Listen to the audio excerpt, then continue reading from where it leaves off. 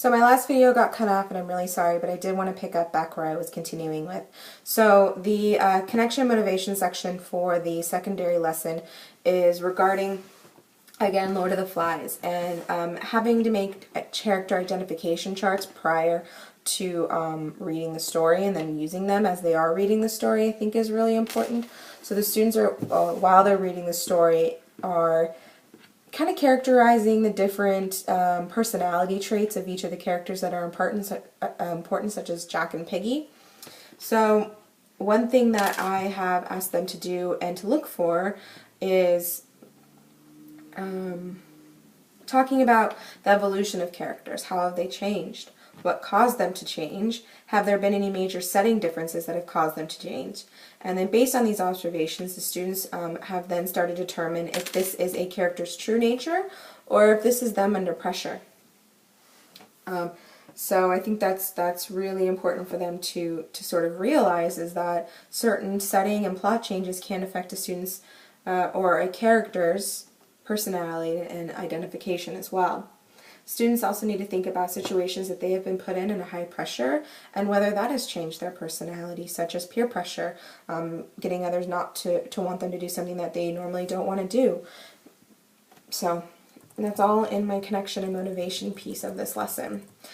The modeling, I think, is really important for students to connect with.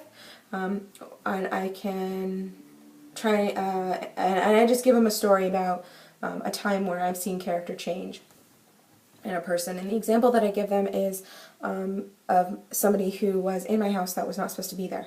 And my husband is actually a really even-keeled kind of guy. He is very loving and sort of knows how to keep his cool in all situations and just very easygoing. So when somebody was in our house that wasn't supposed to be there, the setting changed.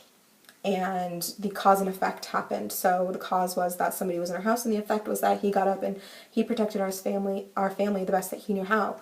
And that was kind of going into action mode with anger and a baseball bat. And even though this may not be a story that little kids would understand, but it's still a really good story on how a lot of the older kids would be able to identify.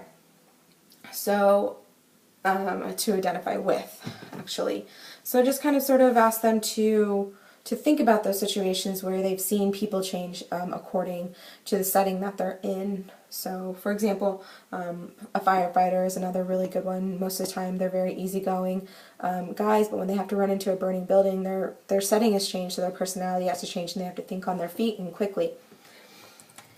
So a think aloud that I am using is for the book The Lord of the Flies, just talking about how these students are marooned on this island and really there's no way to get out. There's no comfortable necessities or resources that these kids have, and really at this point they're kind of living to survive rather than just surviving or living to actually have fun. So really what they try and do is they try and band together and create these groups with leaders to try and help create more of like a government type of personality and development on this island to help with structure.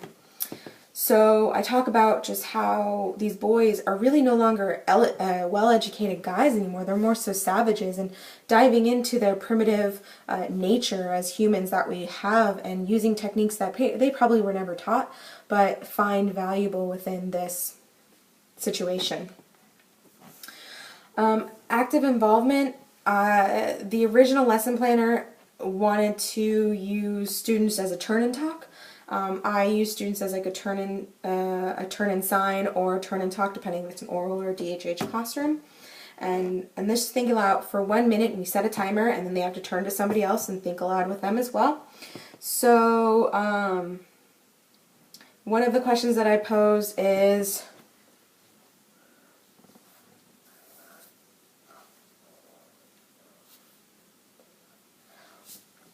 so how would you survive on an island if you're alone and you didn't have any resources? And I asked, do you think forming different levels, almost like a government, would be a healthy decision to create on this island, to create some kind of unity, some kind of order for this group of kids? And if not, explain what your strategy might be. If that's the case and you don't think governments are correct, what would be a correct way? Our independent activity is, in stressful situations, people change. They start to live and survive rather than just living in comfort. I want you to place yourself in that situation. In one of the character situations in the book, you can either pick a leader like Jack or a follower like Piggy. Once you've brainstormed, I want you to jot down a few notes about what your thinking is. How has the character changed the overall change in the overall course of the book? What do you feel the biggest turning point for their character was? Would you have done the same thing? If not, what would you have done differently?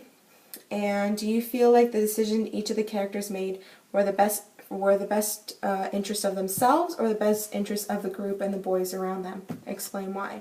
And this is going to be a 1 to 2 page paper that they're going to develop. Differentiated instruction, allowing students to explain their answers verbally if needed rather than through writing, or they're able to as well as sign.